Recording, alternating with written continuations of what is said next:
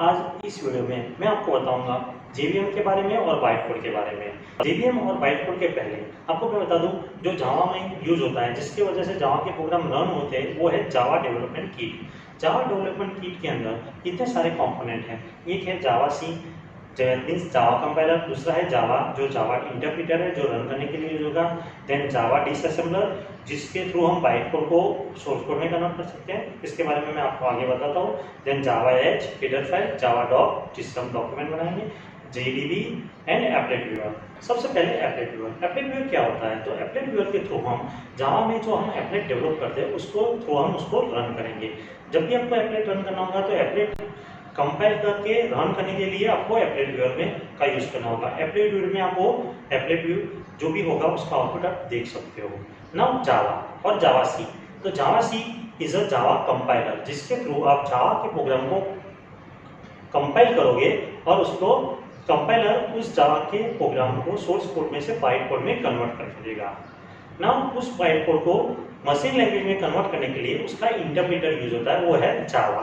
जावा जो java.exe file है जिसके थ्रू आप जावा के प्रोग्राम को रन कर सकते हो, वो इंटरप्रेटर है जो आपके बाइट कोड को मशीन लैंग्वेज में कन्वर्ट करता है। जावा डॉक नाम की exe जो है वो यूज होती है क्या आपके जो भी जावा का प्रोग्राम है उसका अगर आपको डॉक्यूमेंट बनाना है HTML फॉर्मेट में, तो आप जावा डॉक की exe से उसका HTML डॉक्यूमेंट बना सकते हो और पूरे प्रोजेक्ट की वो एक डॉक्यूमेंटेशन करके दे देगा। जावा एच, जावा हेडर फाइल, ये वो इसलिए यूज होती है कि अगर आपको कोई हेडर फाइल या उसकी मेथड इंक्लूड करनी है तो आप उसमें इंक्लूड कर सकते हो।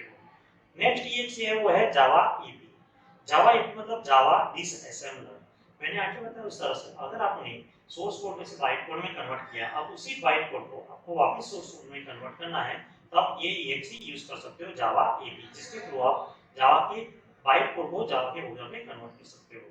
नेक्स्ट exe होगी वो JDB, that means Java debugger. अब मैं आपको बता दूं डिबगर किस लिए यूज होता है। डिबगर की वजह से आप क्या कर सकते हो कि आपका प्रोग्राम में अगर लॉजिकली एरर है, आउटपुट सही नहीं आ रहा है, कोई सिंटैक्स एरर नहीं है, तो आप डिबग करके आपके प्रोग्राम में कौन सी लॉजिकल एरर है, कहां पे लॉजिकल एरर है, वो आप फाइंड कर सकते हो। वो डिबगर आपके प्रोग्राम को लाइन बाय लाइन एग्जीक्यूट करेगा और आप वहां से ट्रेस कर सकते हो कि कहां पे आपकी लूप या आपका लॉजिक गलत है। तो डिबगर का ये यूज होता है। आप जावा जेडीबी के थ्रू आपके प्रोग्राम को डिबग कर सकते हैं। जावा जेडीके के बारे में कि जेडीके किट में इतने सारे कंपोनेंट्स होते हैं। अब दूसरी चीज होती है जावा जीआरई, जावा रनटाइम एनवायरनमेंट। सेकंड चीज जो होती है जीआरई, जावा रनटाइम एनवायरनमेंट। अब उसमें कौन-कौन से कंपोनेंट हैं? Java virtual machine, runtime class library, user interface toolkit, deployment technology, Java plugin and Java web start. ये सारे जावा रनटाइम एनवायरनमेंट के कंपोनेंट्स। अब स्टूडेंट्स हम स्टार्ट करते हैं आज के टॉपिक के बारे में। JVM means Java virtual machine. Okay, JVM convert the byte code into the machine level code. ये आप जब भी अपने बाइट कोड को रन करते हो तो जावा वर्चुअल मशीन आपके अंदर, आपके मशीन जो भी है उस मशीन के अंदर आपको उस मशीन की लैंग्वेज में आपके बाइट कोड को कन्वर्ट करके देगा। जावा जेवीएम वर्चुअल मशीन इसलिए कहता है क्योंकि वो एक ऐसा इंटरफेस, मशीन इंटरफेस प्रोवाइड करता है कि वो ना ही कोई ऑपरेटिंग सिस्टम पे डिपेंड करता है, ना ही कोई हार्डवेयर पे डिपेंड करता है।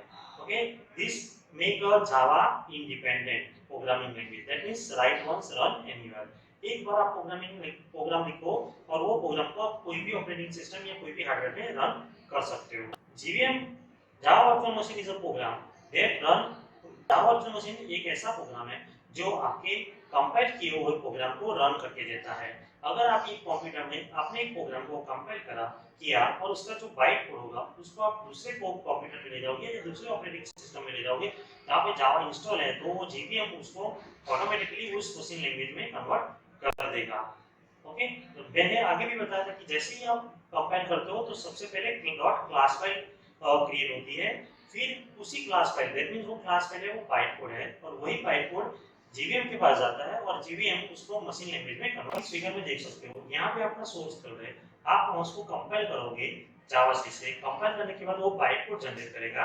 बाइट कोड आपके जीवीएम के पास जाएगा, इंटरप्रेटर के पास। इंटरप्रेटर में दो चीज होती है, एक जस्ट इन टाइम कंपाइलर और आपका इंटरप्रेटर जेवीएम JVM आपकी बाइट कोड को मशीन लैंग्वेज में, दैट मींस जो हार्डवेयर होगा और जो ऑपरेटिंग सिस्टम होगी उस हिसाब से मशीन लैंग्वेज में कन्वर्ट कर देगा।